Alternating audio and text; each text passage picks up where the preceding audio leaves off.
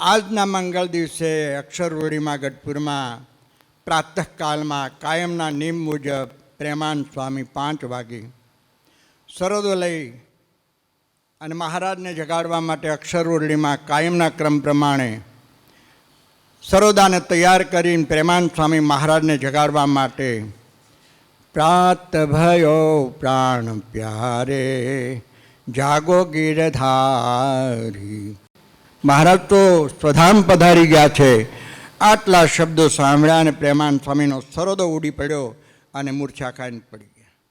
એ જ સરોદો હજી છે જે સરોદામાં હસમુખભાઈ એવી તાકાત હતી. એ સરોદાના શબ્દ મહારાજ સ્વયં જાગી અને પ્રેમાનંદ સ્વામીને માથે હાથ દે. એ સરોદો આજે છે. એ સરોદોના એવા સૂર હતા. સ્વયં મહારાજ અક્ષરધામમાંથી આવી અને પ્રેમાનંદ સ્વામીને માથે હાથ દઈને જગાડતા હતા. એ સરોદો એમાંથી એવા સૂર નીકળતા હતા. શ્રી હરિપ્રભુ આપણા પ્રાણ સ્વધામ પધાર્યા પછી પહેલો જ સમયો કાર્તિક સુધી પૂર્ણિમાનો વડતાલ. મહારાજ સ્વધામ પધાર્યા છે. આખા સત્સંગમાં ઘેરો શોક છે. બધાને બહુ દુઃખ છે. મહારાજ સ્વધામ પધારી ગયા છે આપણા વચ્ચેથી. મહારાજની આજ્ઞા છે કે દર વર્ષે વગર બોલાવે કાર્તિક માસમાં સમૈયામાં વડતાલ આવવું. આખો સમાજ. પણ આજે એવો સમાજ છે કોઈના મુખમાં નૂર નથી. બધાના હૃદય ઉપર શોક છે. મહારાજ પધારી ગયા છે. મોટો મંચ નખાણો છે. બંને આચાર્યશ્રીઓ છે. બંને દેશના મોટા મોટા સદગુરુ સંતો મુક્તાન સ્વામી, બ્રહ્માનંદ સ્વામી, ગોપાળાનંદ સ્વામી, મહાનુભાવાન સ્વામી, મોટા મોટા આ બંને દેશના મોટા મોટા સંતો, બંને આચાર્યશ્રીઓ, હજારો ભક્તજનોની વિશાળ સભા લક્ષ્મીનારાયણ દરબારમાં મંગળ આરતી થઈ રહી છે. શણગાર આરતીને થોડીક વાર છે. પણ આ એવી સભા છે બધાના હૃદયમાં બહુ શોક છે, બહુ દુઃખ છે. કોઈના મોઢા ઉપર નૂર નથી. ગોપાળાનંદ સ્વામી જવાબદારી મહારાજે સત્સંગની ગોપાળાનંદ સ્વામીને સોંપી છે. ગોપાળાનંદ સ્વામી ઊભા થયા, મુક્તાન સ્વામી ઊભા થયા. પ્રેમાનંદ સ્વામી મહારાજના પ્રેમ મગ્નમાં, પ્રેમ મૂર્તિમાં સંલગ્ન છે. પ્રેમાનંદ સ્વામીની પાસે મુક્તાન સ્વામી અને ગોપાળાનંદ સ્વામી ગયા. સ્વામીને કહ્યું, સ્વામી તમારા કીર્તનમાં તાકાત છે. જો આ બધા હરિભક્તોના મુખ સામે જુઓ, કોઈના મોઢામાં નૂર નથી. મહારાજ ગયા એનો શોક છે સ્વામી. અને હા સ્વામી, તમે જ્યારે જ્યારે કીર્તન કરો છો, પ્રેમાનંદ આગે જ્યારે જ્યારે ગાવે, આવે ઓરા ઓરા ખસતા, ક્યારે હરિ દેખું રે હરિ હસતા. સ્વામી તમારા કીર્તનમાં આટલી તાકાત છે. તમે કીર્તન કરો તો હરિભક્તોને એટલી શાતા વડે શોક ઓછો થાય. આ પ્રમાણે ગોપાળાનંદ સ્વામી અને મુક્તાનંદ સ્વામીની આજ્ઞા થઈ. એટલે પ્રેમાનંદ સ્વામી હાથમાં સરોદો લીધો, મંચ ઉપર સ્થાન લીધું, મહારાજની મૂર્તિ સંભાળી. હમણાં જ લક્ષ્મણભાઈ કીર્તન બોલતા હતા. આવા જ ભાવથી, આ ભાવ પ્રેમાનંદ સ્વામીએ સજની શ્રીજી મુજને સાંભળ્યા રે, હૈડે હરખ રહ્યો ઉભરાય, સજની શ્રીજી મુજને સાંભળ. હે હું વાતાવરણમાં છનાટો જાય જાય. એ પ્રેમાનંદ સ્વામી આલાપ સાથે, મહારાજની મૂર્તિ સાથે એક પદ, બીજું પદ, ત્રીજું પદ. લટકા લટકાળા ઘનશ્યામના રે, ખટકે ઊંડા અંતરમાય, લટકા લટકાળા ઘનશ્યામના રે. ત્રીજું પદ અડધું જ્યાં બોલાણું. અને પ્રેમાનંદ સ્વામી ભાવ વિભોર થઈ. સરોદો ક્યાંય ઉડી ગયો, મૂર્છા ખાઈને પડી ગયા. આખી સભામાં ધ્રુસકે ધ્રુસકે કેટલાય ભક્તો મૂર્છા ખાઈને પડી ગયા. એ ગોપાળાનંદ સ્વામી, મુક્તાનંદ સ્વામી ઊભા થયા અને બધાને માથે હાથ ફેરવી, પ્રેમાનંદ સ્વામીને માથે હાથ ફેરવીને ઊભા કર્યા. બધાને જરા શાતાવળી હરિકૃષ્ણ મહારાજની, લક્ષ્મીનારાયણ દેવની શણગાર આરતી થઈ. બધા સભા સાથે દર્શન માટે ગયા. ભક્તો, મારે આજના મંગળ દિવસે એ વાત કરવી છે. આજથી 40 વર્ષ પહેલાં હું જ્યારે ગઢપુરમાં ભણતો ત્યારે આજના દિવસે, આ જેઠ સુદ દશમને દિવસે, એ વખતના મોટા સંતો પણ હતા. પ્રાતઃકાલમાં ગોપીનાથજી મહારાજની શણગાર આરતી થયા પછી અક્ષરવડીમાં જાય. બબે સંતો એના એક રાગ થઈ જતા હોય, કીર્તનો બોલતા હોય, 4 પદના એવા કીર્તનો બોલા, માથે ચાદર ઓઢીને ખૂણામાં પર બેસી કેટલાય સંતો સાંભળતા હોય, કીર્તનો બોલાતા હોય, ધ્રુસકે ધ્રુસકે સંતો રડતા હોય, એક બાજુ મહાપૂજા થતી હોય, અક્ષરોળીના ખૂણે ખૂણે સંતો બેસીને રડતા હોય ધ્રુસકે ધ્રુસકે. આહા, એ દ્રશ્ય દેખાય છે ત્યારે પણ ભાવ વિભોર થઈ જવાય છે. તો બરોબર મને યાદ છે, જેઠ સુદ દશમને દિવસે આ બધો માહોલ હોય. ગોપીનાથજી મહારાજને શણગાર આરતી થયા પછી કીર્તન બોલતા બોલતા અક્ષરોળીમાં સંતો જાય, મહાપૂજા થાય. અને તે દિવસે ગઢપુરમાં ભાવસાર સમાજ છે, ગઢાળિયાદિક ભાવસાર ભક્તોની દશમને દિવસે અત્યારે પણ કાયમને માટે ગોપીનાથજી મહારાજનો થાળ અને સંતોની રસોઈ ભાવસાર સમાજ તરફથી હોય. રસોઈ થાય અને સંતોની પંક્તિ દરબાર ગઢમાં બેસે અને પીરસાય. મને ઘણા વર્ષો સુધી એવી અનુભૂતિ થઈ છે. એવો વરસાદ પડે, પાણી પાણી થઈ જાય અને સંતો રાજી રાજી થઈ જાય. મારે એ વાત કરી, દુર્વાસા ઋષિનો શાપ બદ્રિકાશ્રમમાં થયો નરનારાયણ ભગવાનની પાસે. મરીચાદિક ઋષિઓ એના થકી નરનારાયણ ભગવાને વ્રતાંત સાંભળ્યા પછી ભગવાને કંઈક સંકલ્પ કર્યો હશે અને એ સંકલ્પના માધ્યમથી દુર્વાસા ઋષિ કૈલાસથી આવ્યા, શાપ થયો, જેને વિગત આપણે જાણીએ છીએ, વિશેષ વાત નથી કરવી. ત્યાર પછી અમુક સમય પછી મારો ભગવાન અનંતકોટી બ્રહ્માંડનો નાયક પોતાના તખ્ત દિવ્ય સિંહાસન ઉપર અક્ષરધામમાં વિરાજમાન હશે.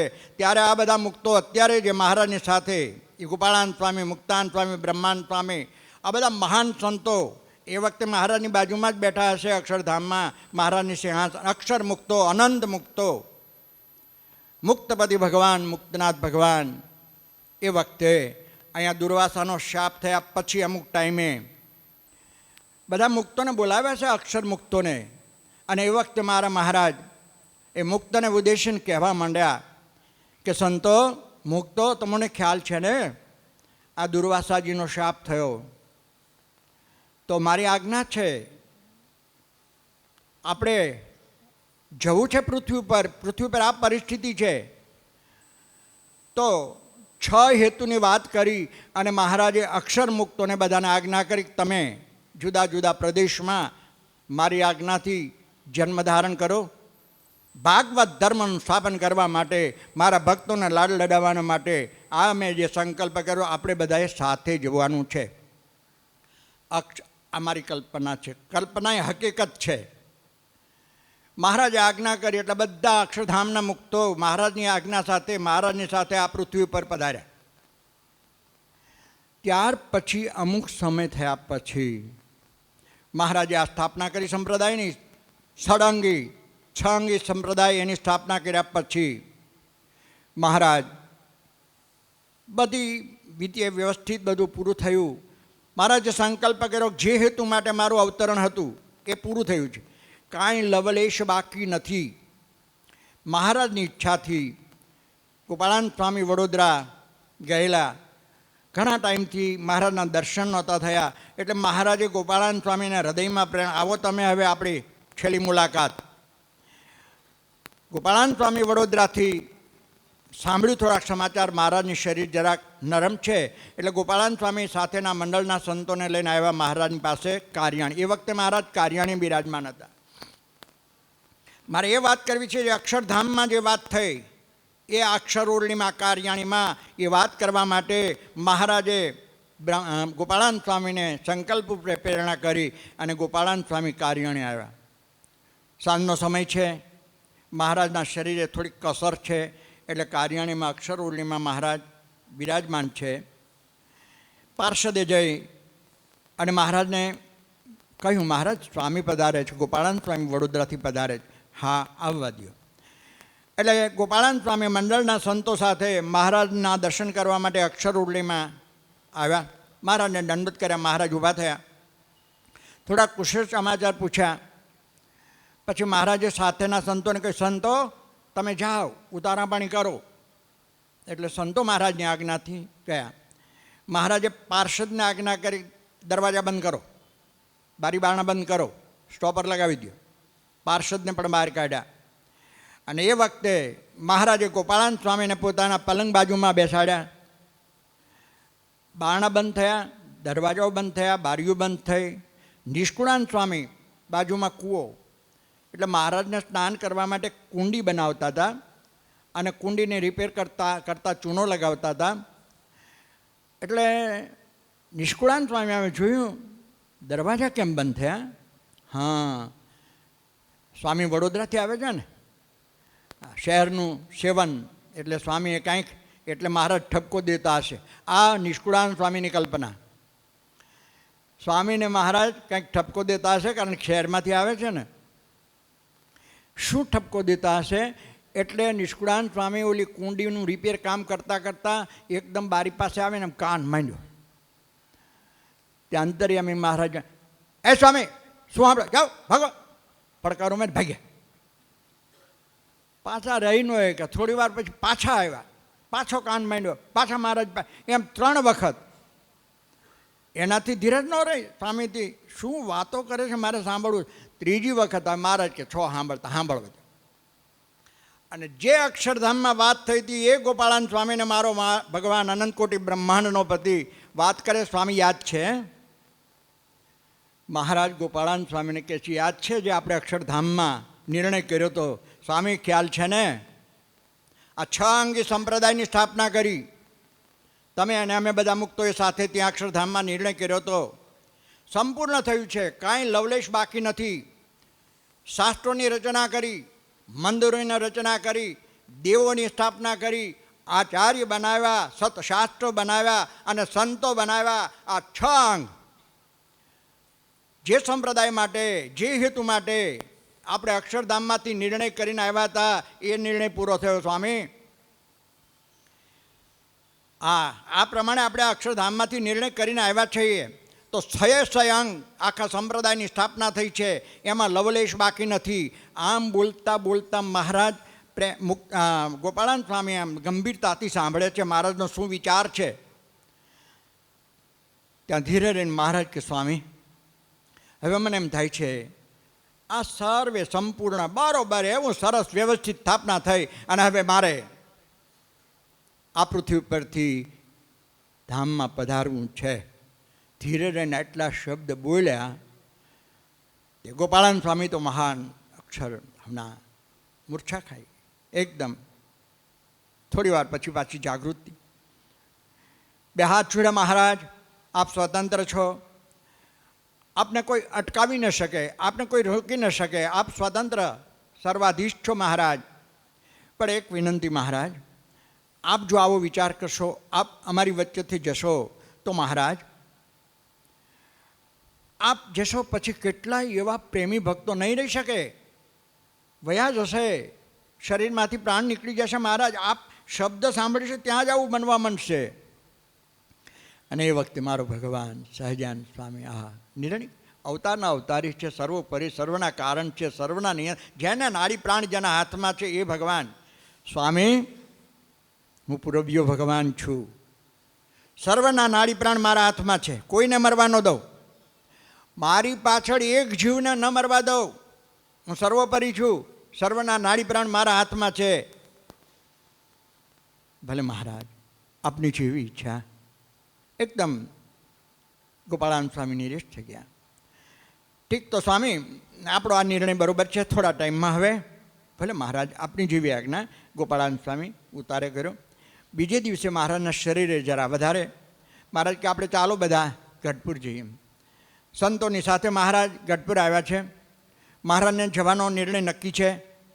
આ લોકમાંથી પધારવાનું સર્વ બધું સંપ્રદાયની સ્થાપના થઈ ગઈ છે, બધું વ્યવસ્થિત ગોઠવાઈ ગયું છે. પણ મહારાજ વિચાર કરે કે મારે વિશે પ્રેમી ભક્તો કેમ કરીને રહી શકશે. એક દિવસ દાદાના દરબારમાં સાધુ, પાળા, બ્રહ્મચારી, સત્સંગી, હરિભક્તો બધાને ભેળા કર્યા.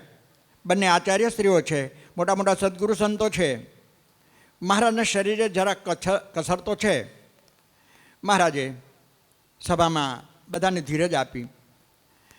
આ સભામાં 2 દિવસથી અમુક સંતોને તો ખબર પડી ગઈ હતી, માનો ન માનો કંઈક નવી ઘટના બનવાની છે.